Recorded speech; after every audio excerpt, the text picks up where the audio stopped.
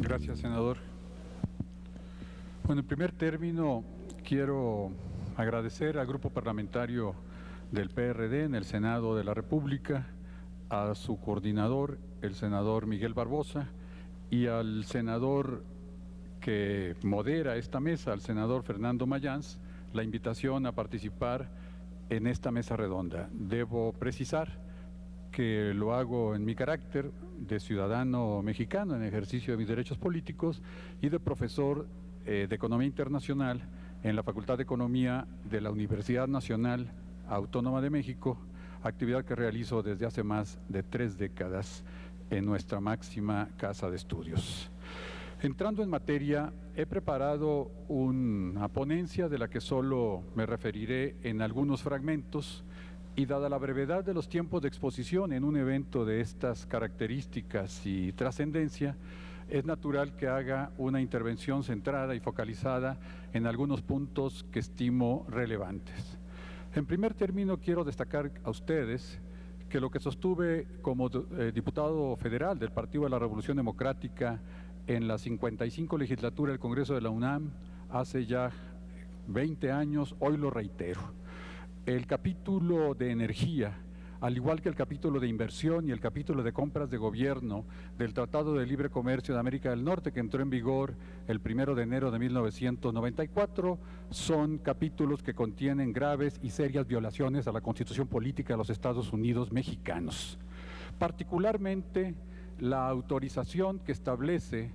el párrafo 5 del anexo 602 del Tratado de Libre Comercio de América del Norte, de autorizar que productores independientes de energía sean quienes generen electricidad en violación a lo establecido en el 27 constitucional hasta hoy vigente, lo dije en ese momento, lo dije en 92, lo dije en 93 y lo digo en este año 2013, es una violación a la Constitución.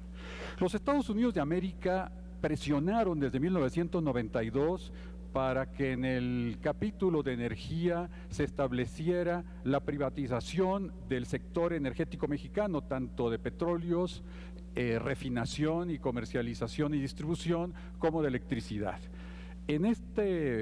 breves minutos que el grupo parlamentario del PRD me permite dirigirme a ustedes, quisiera centrar mi comentario en el aspecto eléctrico, que es el menos conocido de la iniciativa de reforma energética del presidente Enrique Peña Nieto, la del 12 de agosto de 2013, porque conlleva riesgos severos en materia del interés nacional y de la soberanía nacional.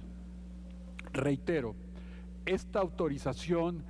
establecida en el Tratado de Libre Comercio de América del Norte para que los particulares generaran electricidad ha originado, tal como era previsible desde inicio de los 90,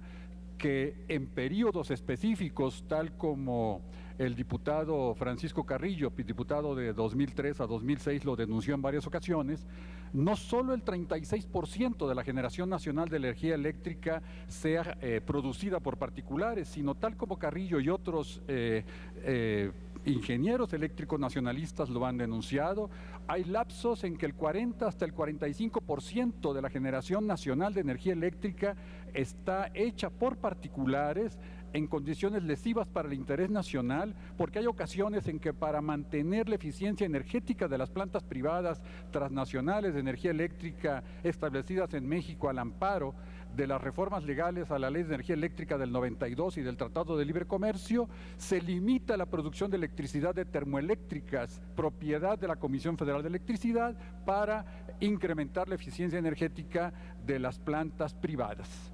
Y lo que se optó en el Tratado de Libre Comercio de incorporar ese criterio que establece en la Ley de Energía Eléctrica del 92 y se repite en el Tratado de Libre Comercio, la condicionalidad de vender la electricidad producida por productores independientes a Comisión Federal de Electricidad, es solo un subterfugio legal de lo que es una real violación a la Constitución Política de los Estados Unidos mexicanos. De haber existido en México en esos años las condiciones de pluralidad política y de debate que hoy existe, y de haber existido en México un tribunal constitucional como existe en algunas entidades de la Unión Europea, habrían existido las posibilidades, evidentemente, de echar abajo esa disposición. Y razón tiene la diputada Loretta Ortiz de hacer una sólida referencia a las normas del capítulo 11 del Tratado de Libre Comercio de América del Norte, porque uno de los elementos claves de las violaciones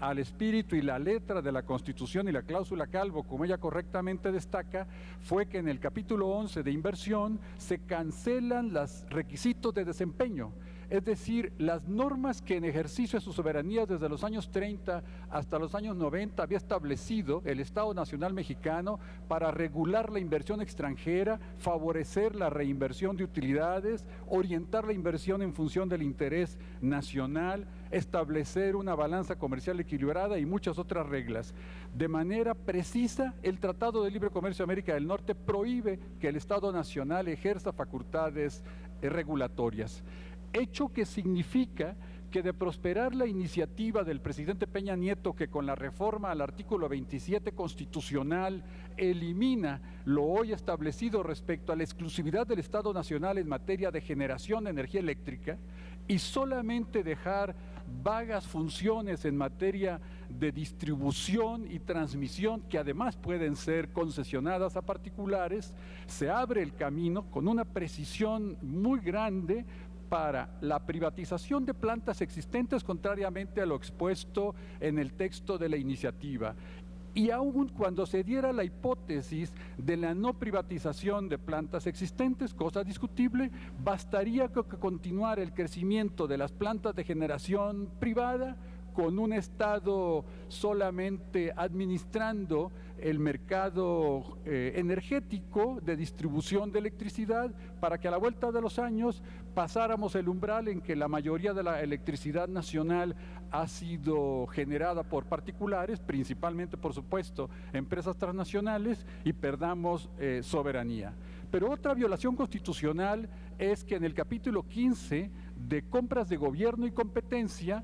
ya desde ese momento, y esto ya ha sido aplicable desde entonces para Pemex y Comisión Federal de Electricidad, se establecen acceso equivalente para empresas transnacionales con empresas nacionales en lo que se refiere a abasto a los grandes proyectos de inversión pública. Durante muchos años en América Latina, incluido México, las compras de gobierno fueron un medio fundamental para el crecimiento económico y la promoción del desarrollo nacional. Hubo largos periodos en el gobierno de los Estados Unidos de América, de Francia, de Alemania, de Japón. Hoy continúan algunas disposiciones de este tipo en países asiáticos como la India, en que las compras de gobierno son un medio para impulsar el desarrollo nacional. Pues bien, la desregulación de la inversión extranjera, lo establecido en el capítulo 15 de acceso igualitario de transnacionales a compras de gobierno, unido a la autorización de productores eléctricos independientes establecido en el Tratado de Libre Comercio de América del Norte, son violaciones constitucionales. Repito que lo dije hace 20 años y lo reitero hoy, y lo que pasa es que con una claridad enorme, que no puedo por razones de tiempo entrar a la lectura de la iniciativa de Peña Nieto reconoce que aunque el 36% de la generación de energía eléctrica es hoy privada, y se desvive en elogios la iniciativa de lo positivo, bueno y correcto que es la generación privada de energía eléctrica, dice que no es suficientemente privatizante, es decir, que carece y reconoce implícitamente el cuestionamiento a la constitucionalidad de la generación privada de energía eléctrica, y expone que se requiere una reforma al marco jurídico que permita la plena reconocimiento del derecho de los privados a generar electricidad, a vender electricidad, no solo a la Comisión Federal de Electricidad, sino crear un mercado de grandes vendedores y grandes consumidores, y para supuestamente que eso reduzca los costos. Ahora, como correctamente lo señala la propuesta de reforma energética que el Partido de la Revolución Democrática ha presentado recientemente, ni en California, ni en Chile, ni en los Estados Unidos de América en general, ni en la Inglaterra de Margaret Thatcher, la privatización de la electricidad y la creación de un mercado eléctrico con interconexión de productores privados que oferten electricidad a los consumidores, en ningún caso ha generado disminución de costo del servicio eléctrico a los consumidores, ni a los grandes ni a los pequeños. Peor aún, en Chile, en los Estados Unidos de América, particularmente en California con Enron, en Inglaterra y en otros países, la privatización eléctrica ha ido acompañada de gigantescos cortes de energía con apagones que a veces se han extendido, como el que se hubo en la costa Pacífico de los Estados Unidos de América por un día entero, igual que en Chile, igual que en Inglaterra, por una razón elemental. Privilegian los productores privados la rentabilidad de corto plazo en detrimento de las inversiones de largo plazo en mantenimiento y prevención de riesgos, y los efectos son catastróficos no solo para la economía nacional en su conjunto, sino incluso para la seguridad nacional. Lo que sucede en consecuencia es que lo que no pudo ser materializado con una iniciativa de reforma eléctrica privatizante del presidente Zedillo, lo que tampoco pudo ser realizado con una segunda iniciativa de reforma eléctrica en el periodo de Vicente Fox, hoy pretende culminar esa vieja aspiración de hacer congruente el texto constitucional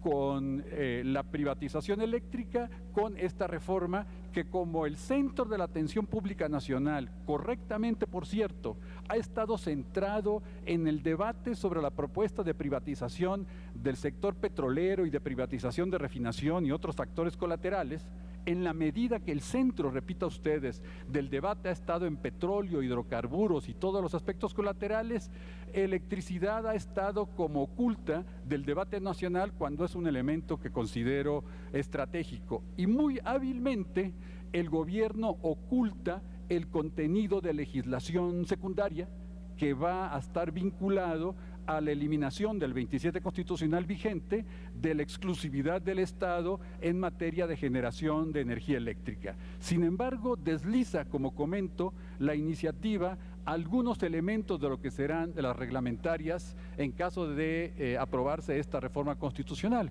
Y una de ellas es esto que con 30 años de retraso llega a México del mercado de oferentes eléctricos privados, en donde se crea una estructura oligopólica de oferentes con una estructura también oligopólica de compradores, y se dejan los costos de distribución, que en ocasiones son altos y riesgosos, o al sector gubernamental, distribución, Comisión Federal de Electricidad, o incluso a un distribuidor privado.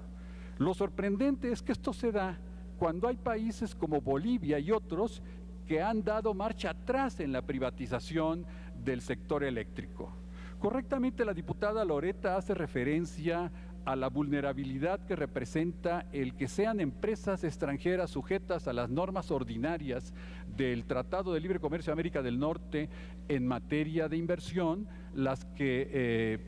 trabajen en el sector energético. Yo quisiera concentrarme en el sector eléctrico añadiendo varios elementos más. Conocí como diputado federal, gracias a la participación de organizaciones no gubernamentales,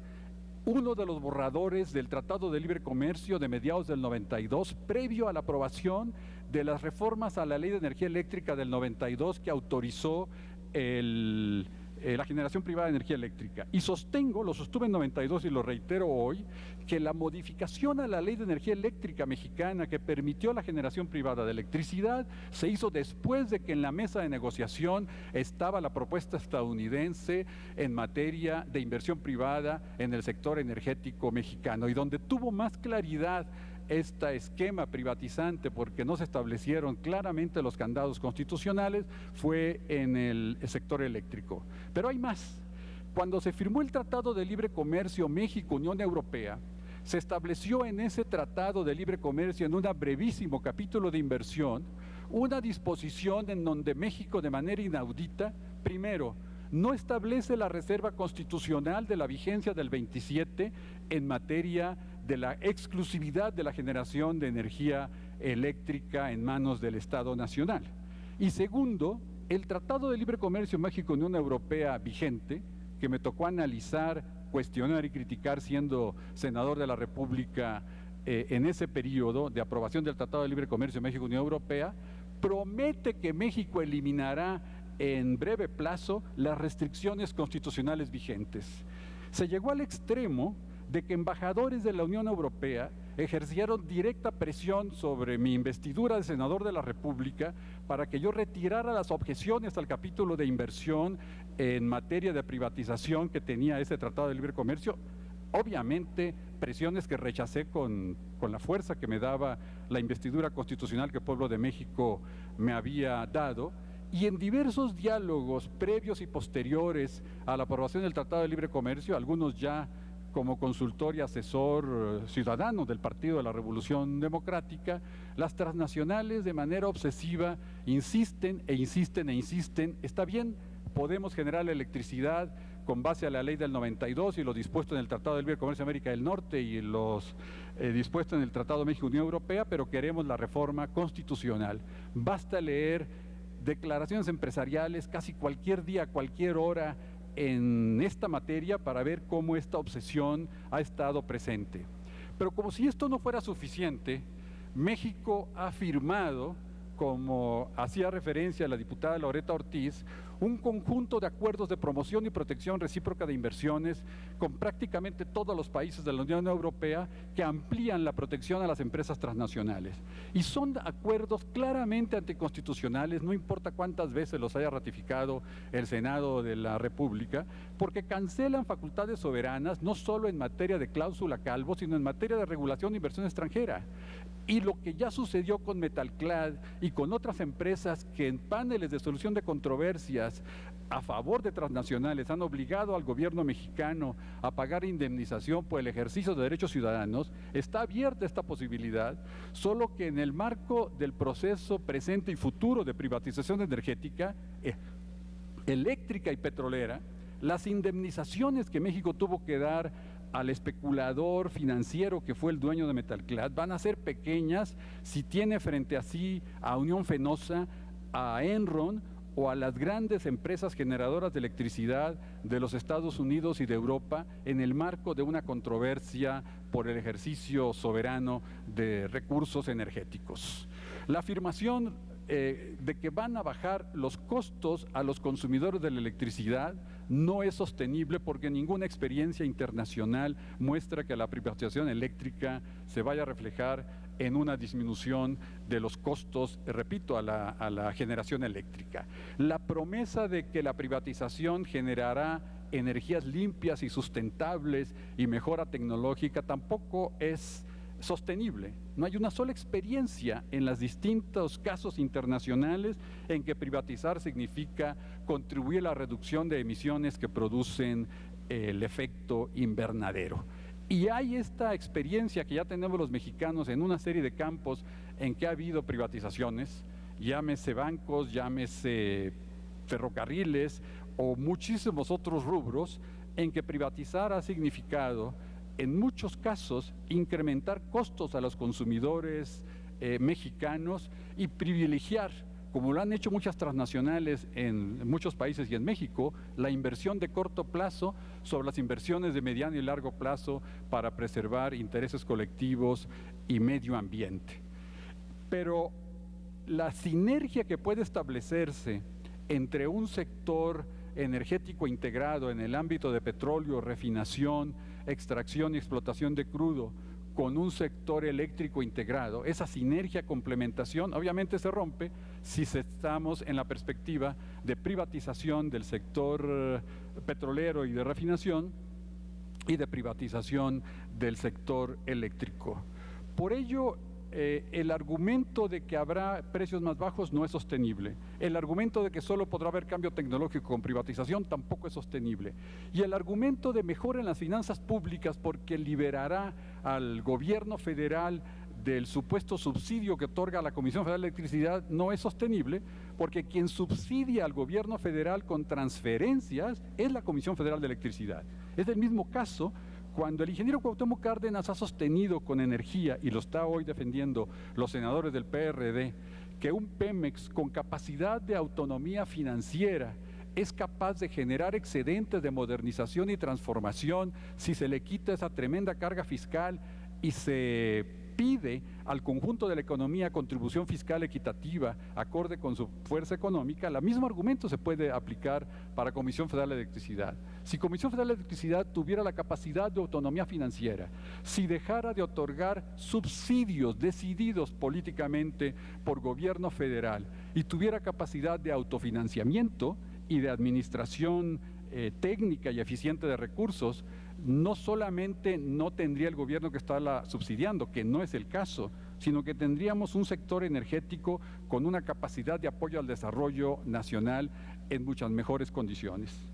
Estoy perfectamente consciente de la dificultad de una renegociación del Tratado de Libre Comercio de América del Norte. Lo era en 94 y lo sigue siendo en 2013, a punto de cumplir 20 años de vigencia. Pero sigo considerando que aquellas disposiciones del Tratado de Libre Comercio de América del Norte que violan la Constitución, por lo menos la Constitución vigente, dado que no se ha aprobado la propuesta de reforma constitucional del presidente Peña Nieto, y espero que no se apruebe, las normas del Tratado de Libre Comercio de México y Unión Europea y las referentes a inversiones del Acuerdo de Promoción y Protección de la República de Inversiones debieran ser objeto de una revisión, repito, en materia de su constitucionalidad. Y hay un conjunto de propuestas que están formuladas en la iniciativa que ha presentado el ingeniero Cuauhtémoc Cárdenas, que deben ser respaldadas. No quisiera terminar esta exposición sin referirme a la muy correcta iniciativa de que en caso de que sea aprobada la reforma constitucional que propone el presidente Peña Nieto, se sume el esfuerzo de millones de ciudadanos mexicanos, hombres y mujeres, para que con las formalidades requeridas de la ley en términos de presencia de notarios en la firma del documento que pida la consulta nacional sobre la constitucionalidad de esta reforma, pudiera, a través de esta consulta nacional, cumplidas las formulaciones de ley y siendo esta vinculante y obligatoria en su resultado, echar abajo esta reforma en caso de que sea aprobada. Comprendo la dificultad de que el 40% del electorado mexicano participe en la consulta nacional y comprendo la dificultad de que tengamos mayoría de este 40% mínimo que participe en la consulta. Pero hay naciones como Uruguay que lograron detener la privatización energética a través de un mecanismo similar de una consulta ciudadana. Y yo creo que podemos confiar en la memoria histórica del pueblo mexicano, en su voluntad de cambio y su voluntad nacionalista, y apoyar a los senadores del PRD que están presentando esta iniciativa de reforma energética soberana, nacionalista, para reivindicar el desarrollo energético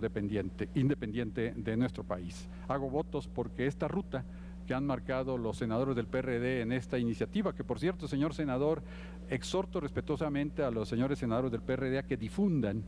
con mayor amplitud esta iniciativa que no solo es positiva, sino que plantea un conjunto de reformas a leyes y a disposiciones en muchos ámbitos del aspecto energético, tanto del sector petrolero, de hidrocarburos, como del marco regulatorio y legal, como del sector eléctrico, haciendo énfasis correctamente en la autonomía de gestión y en la necesidad de que una reforma fiscal integral, equitativa y justa libere recursos para que deje de ser Pemex y Comisión Federal de Electricidad la fuente de recursos fiscales y sean otros sectores con mayor capacidad económica los que contribuyan al desarrollo de la nación y pueda Pemex y Comisión Federal de Electricidad autofinanciarse contribuyendo al desarrollo nacional. Muchas gracias.